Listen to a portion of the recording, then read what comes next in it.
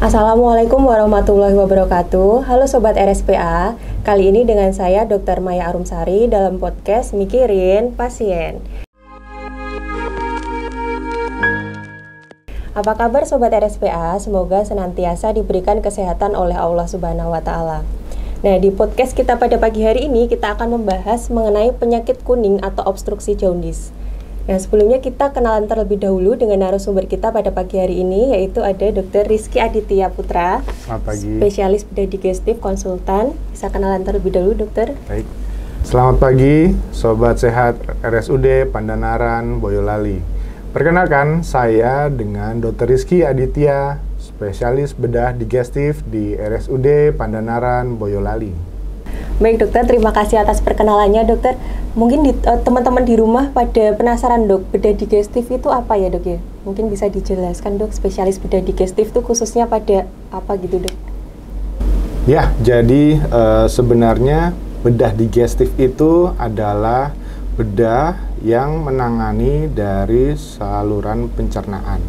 Saluran pencernaan itu mulai dari kerongkongan atau esofagus, masuk ke lambung, gaster, kemudian ada usus halus dan usus besar sampai ke anus, gitu. Dan ditambah juga ada beberapa organ-organ yang kita tangani, yaitu adalah hati, pankreas, lien, dan atau limpa ya, orang umum. Jadi itu kita tangani di bedah digestif. Baik dokter, ini mungkin langsung ke topik pembahasan kita pada pagi hari ini ya dokter. Ya. Sebenarnya apa yang dimaksud dengan penyakit kuning atau obstruksi jaundice itu sendiri ya dok ya? Oke, jadi penyakit kuning atau obstruksi jaundice yang didapatkan pada pasien, yaitu dalam bidang bedah, obstruksi jaundice itu hanyalah dia suatu gejala klinis. Jadi gejala klinis yang didapatkan dari pasien yaitu tandanya adalah kulit kuning, mata kuning, dan ada beberapa mukosa lain itu dia berwarna kuning.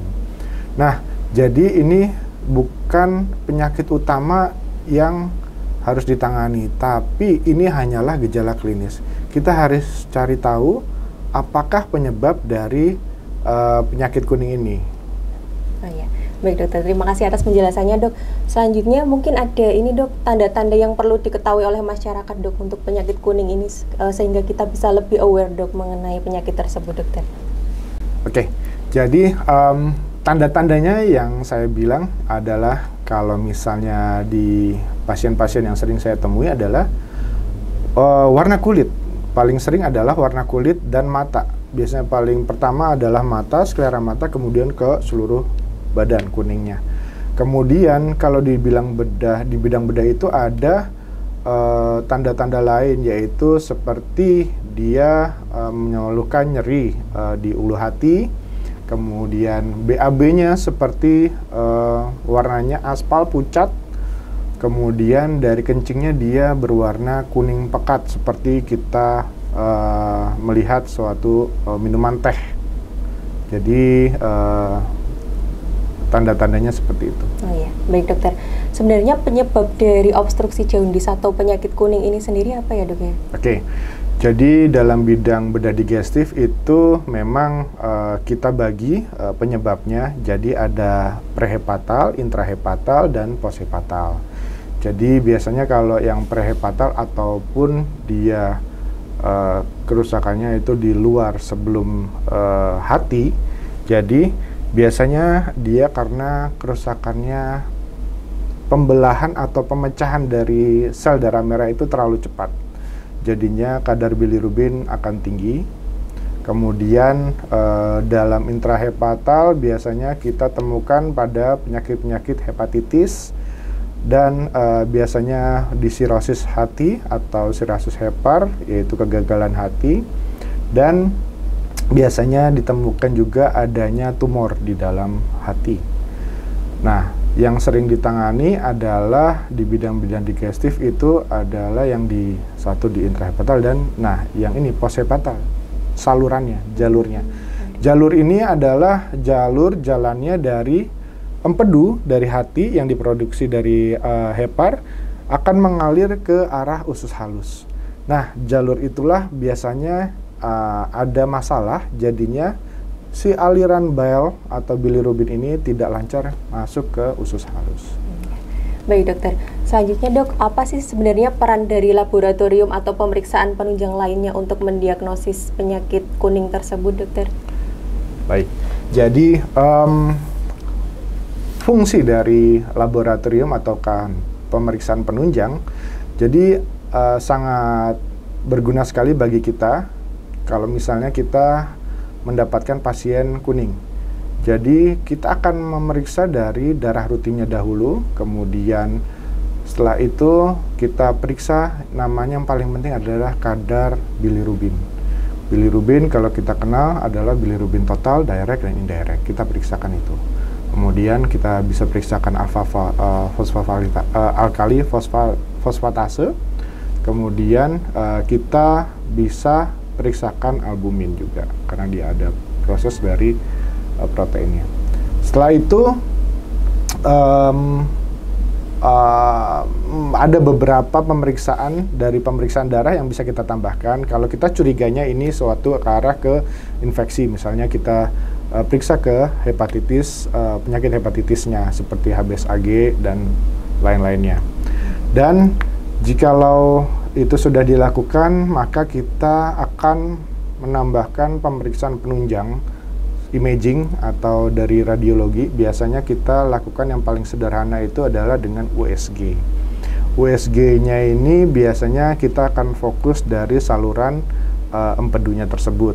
Jadi memang paling sederhana, paling banyak alatnya di rumah sakit yang tersedia. Kemudian setelah memang dari USG itu memang kita belum terlalu jelas untuk dapat memastikan problemnya di mana sih gitu. Ada sumbatankah atau ada massa kah, ada penyempitan. Nah, itu masih kurang begitu istilahnya kurang begitu jelas gitu. Nah, kita perjelas lagi dengan pemeriksaan selanjutnya. Biasanya kita pemeriksaan yang lebih canggih adalah yang namanya MRCP, Magnetic Resonance Cholangiopancreatography. Nah, setelah itu dia dilakukan, itu akan bisa mendapatkan gambaran kurang lebih jalur dari empedu itu yang masuk ke dalam usus halus. Mulai dari hepatalnya, terus kemudian dari kalau kita bilang CBD-nya, kemudian masuk ke duodenum di usus halus itu. Kita bisa lihat di situ kalau dari MRCP kita bisa lihat adanya tumor, ada kista, kalau di bagian bedah itu kista choledochus, ductus choledochus. Kemudian bisa adanya batu, adanya penyempitan, penyempitan dari jalur empedu. Nah, itu bisa kita lihat di situ. Nah, itu termasuk pemeriksaan yang paling akurat saat ini, atau istilahnya golden standard ya, gitu kalau misalnya. Kemudian ada lagi yang lebih canggih sekali dan berbangga hatilah itu sudah ada di RSUD Pandanaran, yaitu ERCP, yaitu itu merupakan suatu endoskopik. Jadi kita minimal invasif, kita seperti masukkan kamera ke dalam untuk mengetahui jalurnya sampai ke usus halus. Kita suntikan kontras ke dalam jalur dari empedunya. Nanti kita bisa lihat apakah jalurnya tersumbat atau tidak, ada tumor atau tidak. Kemudian bisa kita lakukan penanganan yang emergency juga, seperti kita pasang stenting untuk menjamin aliran dari empedu yang berjalan dari hati sampai ke usus halus itu lancar. Ya, baik dokter. Nah, apabila seseorang ternyata sudah terdiagnosis obstruksi jaundice, dok, sebenarnya penata laksanaannya apa aja ya dok ya? Oke, jadi sebenarnya kalau misalnya pasien dengan obstruksi jaundice, kita tangani biasanya dari poli ataupun dari IGD. Kita harus cek dulu dengan adanya obstruksi jaundice, biasanya dia sudah terdapat istilahnya infeksi pada hati. Nah, yang paling sering adalah infeksi itu jikalau ada problem di bagian jalurnya itu ada namanya disebut kolangitis kalau di bidang kami. Nah, jadi kita pastikan dengan pasien ini ada kolangitis atau tidak. Jadi ada pasien kuning, kita cek ada kolangitis atau tidak. Nah, kalau ada kolangitis dengan tanda-tanda menurut ada namanya Tokyo Guideline 2018 mengeluarkan bahwa kriteria-kriteria pembagian dari kolangitis ini. Ada yang mild, ada yang moderate dan severe. Nanti kita lihat ada beberapa parameter yang disajikan di situ. Kalau memang pasien ini tidak ada kolangitis, itu cenderung aman. Jadi istilahnya kita bisa melanjutkan pemeriksaan-pemeriksaan yang tadi kita bisa lakukan diagnostik gitu. Tapi kalau misalnya ada tanda-tanda kolangitis, kita harus tata laksana dulu ini infeksinya. Nah, jikalau yang paling berat adalah di stadium severe kolangitis. Severe kolangitis itu pasien mendapatkan kerusakan ada beberapa organ yang rusak. Nah, itu mengancam akan terjadinya sepsis yang berkepanjangan dan mengancam nyawa juga, bisa meninggal pasiennya kalau tidak ditangani infeksinya dahulu. Ya, baik dokter. Selanjutnya dok, untuk pasien-pasien yang seperti apa dok yang membutuhkan perencanaan untuk dilakukan operasi dokter pada pasien yang mengalami obstruksi jaundice ini dokter? Baik. Jadi semua pasien akan kita lakukan tata laksana itu sesuai dengan apa yang kita dapatkan dari penunjang dan pemeriksaan klinis dan laboratorium. Semua pasien-pasien itu sebelum kita lakukan operasi, maka akan kita lakukan persiapan untuk operasi dahulu. Yaitu saya tadi bilang, kalau misalnya pasien didapatkan adanya kolangitis, mungkin akan kita treatment dulu kolangitisnya. Mungkin jikalau dia perjalanannya atau progresnya membaik, maka kita akan approach untuk lebih cepat untuk masuk ke operasi. Karena jikalau terlalu lama akan tidak mengobati dari penyebab dari obstruksi jaundice yang tersebut. Kalau misalnya pasien dirasakan mempunyai komorbid, maka kita juga akan bekerja sama dengan dokter spesialis yang lain untuk bisa mendapatkan kondisi pasien yang optimal untuk operasi. Baik dokter. Selanjutnya dok, apabila pasien tersebut sudah terdiagnosis tapi menolak untuk dilakukan terapi dokter, nah itu efek sampingnya sebenarnya apa ya dok?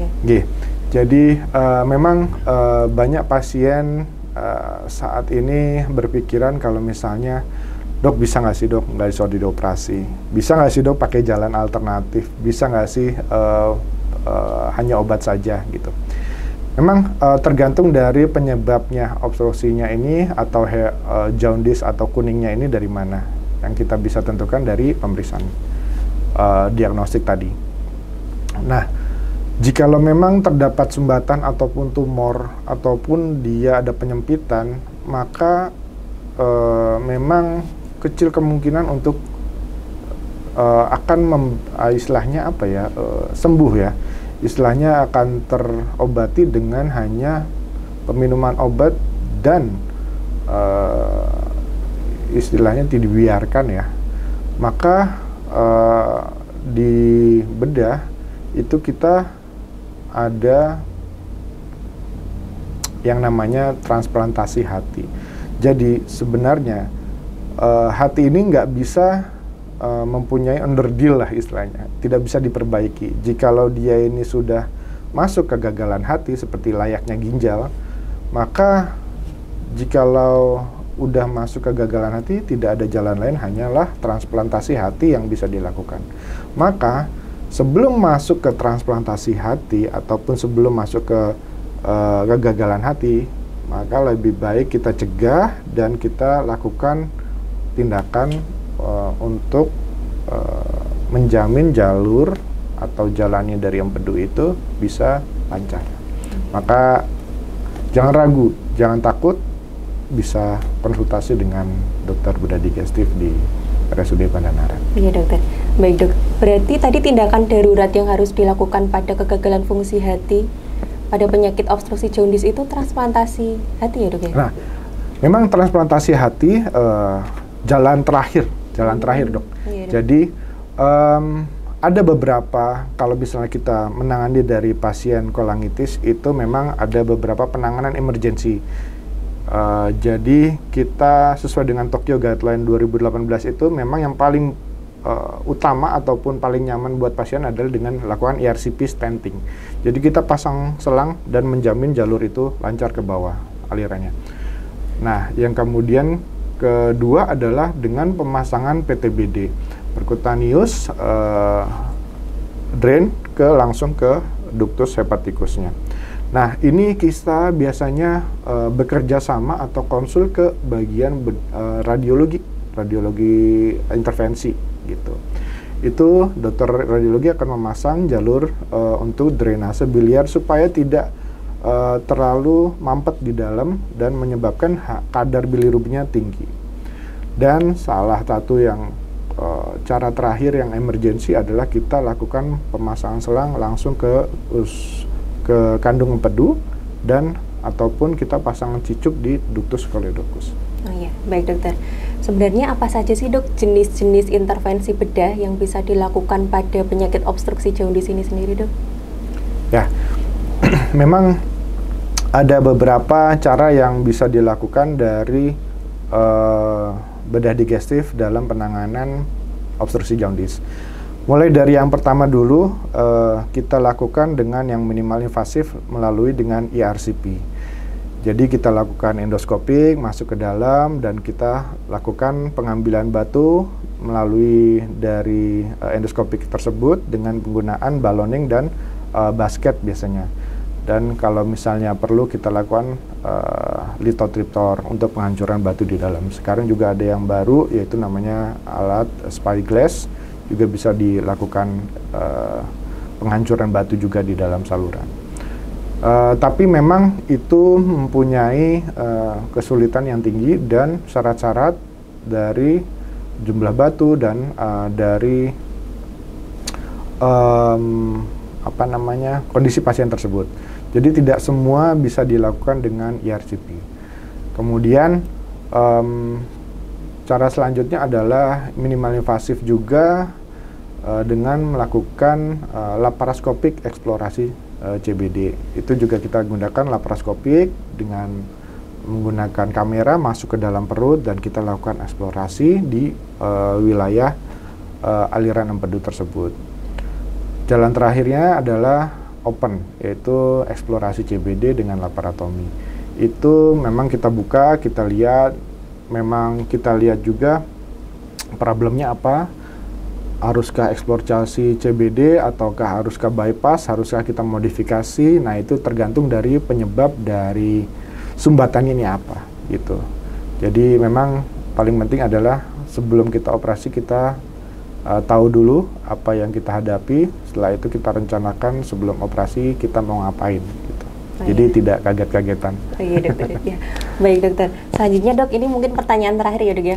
Apakah ada saran-saran untuk kita semua dokter supaya terhindar dari penyakit obstruksi jaundice ini semua? Baik, terima kasih. Jadi yang saya titipkan kepada para pendengar, Sobat Sehat RSUD Pandanaran, jikalau Sobat Sehat semua merasakan adanya kuning, badan kuning, mata kuning, dan itu terlihat sekali dari mata telanjang ataupun banyak orang sekitar yang bisa melihat ini kuning, maka jangan ragu berobat ke RSUD Pandanaran untuk konsultasi ke kami ataupun ke bagian internal juga boleh, penyakit dalam, bagian bedah, dan bedah digestif. Jangan ragu, jangan telat, dan kita akan carikan solusi yang terbaik buat Sobat Sehat RSPA semuanya. Ya. Baik, terima kasih banyak dokter atas penjelasannya pada podcast kali ini. Semoga bermanfaat bagi kita semua. Nah, namun cukup sekian untuk podcast pada pagi hari ini. Mungkin kita bisa sambung di lain waktu. Di kesempatan yang lain kita bisa membahas penyakit-penyakit menarik lainnya. Baik, terima kasih Sobat RSPA. Salam sehat. Wassalamualaikum warahmatullahi wabarakatuh.